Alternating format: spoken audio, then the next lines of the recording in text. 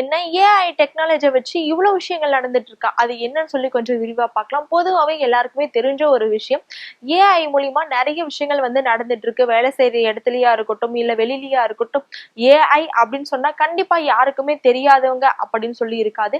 ஏன்னா இப்ப இருக்கிற காலகட்டத்துல ஏஐ வந்து ரொம்பவே ட்ரெண்டிங்கா இருக்கு அப்படின்னே சொல்லலாம். ஏன்னா ஏஐல வந்து பல விஷயங்கள் வந்து பண்ணிட்டு இருக்காங்க. சில நிறுவனங்கள் எல்லாம் பாத்தீங்க அப்படின்னு பாத்தீங்கன்னா ஏஐ வச்சுதான் வேலையே செஞ்சுட்டு இருக்காங்க. பொதுவாவே பல இடங்கள்ல வந்து மக்கள் மட்டும்தான் வேலை செஞ்சுட்டு இருப்பாங்க, இல்ல மிஷின் வந்து வேலை செய்யும். ஆனா இப்ப ஏஐ அப்படின்னு சொல்லிட்டு ஒரு டெக்னாலஜி வந்ததுக்கு அப்புறம் எல்லாமே வந்து ஏஐல தான் பண்ணிட்டு இருக்காங்க. அதாவது வந்து ஏஐ வந்ததுக்கு அப்புறம் சில நிறுவனங்கள் எல்லாம் ஏஐ வச்சு நம்ம வேலை பார்த்துக்கலாம், மக்கள் வந்து இனிமே தேவையில்லை அப்படின்னு சொல்லிட்டு மக்கள் எல்லாமே பணி நீக்கம் செஞ்சுட்டு ஏஐ வச்சு வேலை செஞ்சுட்டு இருக்காங்க. அப்படி ஒரு நிறுவனத்துல என்ன பண்ணிருக்காங்க அப்படின்னு பாத்தீங்கன்னா, கடந்த ஒரு 2 வருஷமா வந்து ஏஐ வச்சு வேலை செஞ்சுட்டு இருந்திருக்காங்க. ஆனா ஏஐ செய்யற வேலை வந்து அவங்களுக்கு வந்து மன திருப்தியா இல்ல அப்படின்னு சொல்லிட்டு மீண்டும் வந்து நம்ம மக்களையே வந்து கூப்பிட்டு வேலை செய்யலாம் அப்படின்னு சொல்லிட்டு சில நிறுவனங்கள்ல தான் சொல்றாங்க. அந்த ஒரு நிறுவனத்துல மட்டும் இல்லைங்க, பல நிறுவனத்துல வந்து இந்த மாதிரிதான் யோசிச்சுட்டு இருக்காங்க.